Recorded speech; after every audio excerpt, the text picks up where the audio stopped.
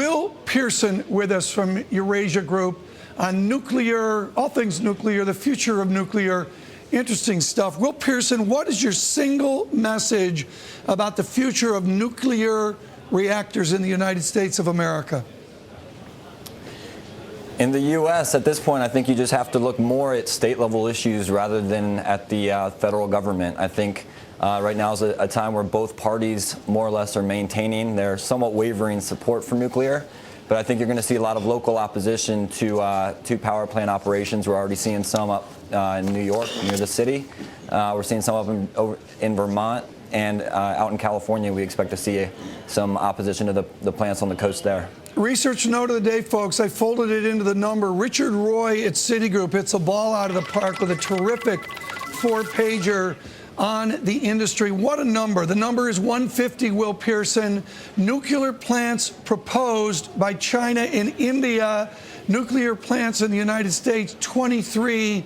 One proposed in Japan. I got to believe that's going to change. I mean, this was a chart from a couple weeks ago, but still, China and India are the debate here, aren't they?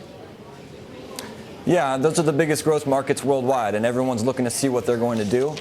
China made headlines earlier this week for saying that they were no longer going to approve any new plants right now, but we actually at Eurasia Group think that might be a little bit overstated, the impact there, because they already have 35 plants approved. They've got a lot of plants that are already under construction, and planning's going forward with the ones that already have approvals. So right now we haven't seen a major shift from the Chinese government, which is what a lot of people are looking at, and we have not seen that yet. And we think that so far that the real policy importance of nuclear energy for China is still there. India is also interesting to watch. They've kind of signaled that they're going to review some of the site locations, but they've also kind of reiterated the support for nuclear energy and the role it has in their future. Will, I get a lot of questions. Actually, I don't think up the questions here. Rex tells them to me. I'm like a puppet.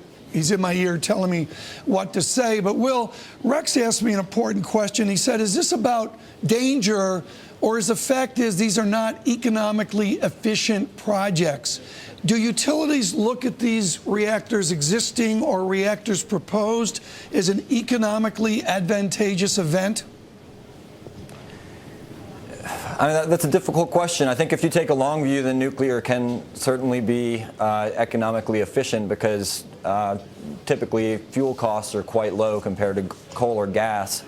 We don't have the carbon price future going up for nuclear, but really the problem is installed costs. And so really you have to take a long view, and I would think that some of the costs associated with building new nuclear projects is going to go up after what we've seen recently. So, you know, I think it does take a longer view than maybe a lot of U.S. companies want to take, and that's why I think you've seen many U.S. companies partnering with either Japanese or French firms, and I think that's a trend that's going to continue. But right now, everything in the U.S. is kind of a little bit tenuous. I was with your colleague Ian Bremmer earlier this week. Seems like ages ago. That's how fast this week is moving.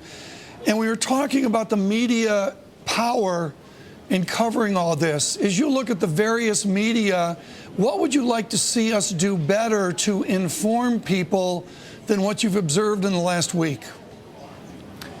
Yeah, the power of the media is extraordinary. And so I think, you know, the natural reference point for what's happening right now is Chernobyl, you know, and that's what people are talking about. And I think it's been difficult because not a whole lot of people are too interested in going out on the line and saying what a worst case scenario could be.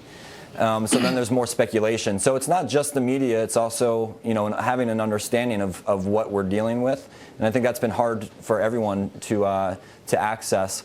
Someone over here in the UK in the government this week gave a kind of a worst case scenario that you know, I thought was somewhat helpful in explaining what you know, given a technical explanation as far as they knew as what the worst case scenario was. But I think it goes both ways, where there is a genuine concern because it's not necessarily known what the worst case scenario is, but then the media then might report or link Yeah. events that really there isn't a strong analogy. Yeah, the word I'd use there is conflate. They conflate it in. That's amazing pictures that Victor's showing us right now. Victor, step back and let's look at the elephant in the room. We mentioned this earlier with Will Pearson.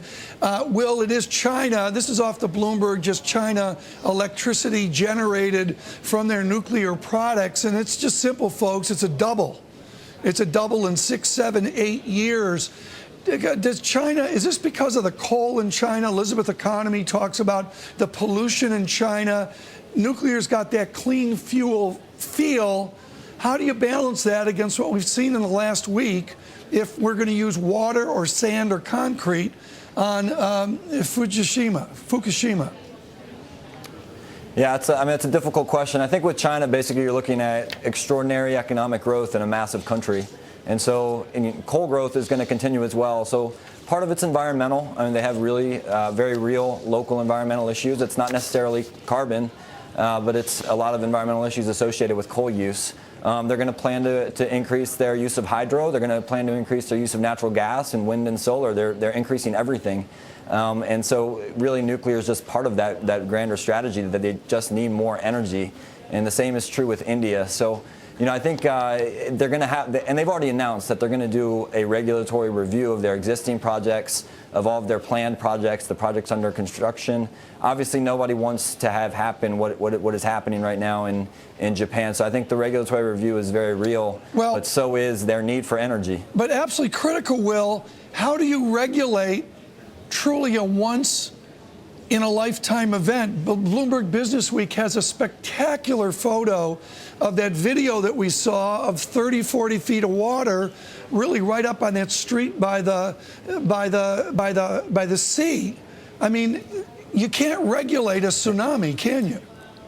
No, you really can't. I think that the pre-planning is absolutely essential, and so I think that as every country in the world right now is going to really look hard at their existing projects and check all the assumptions that have been made, that has to happen. And so that's going to happen. I think in China's case, they've been quick to point out that the Pacific coast in China is not directly along any tectonic plate. It's less earthquake prone than the east coast of Japan.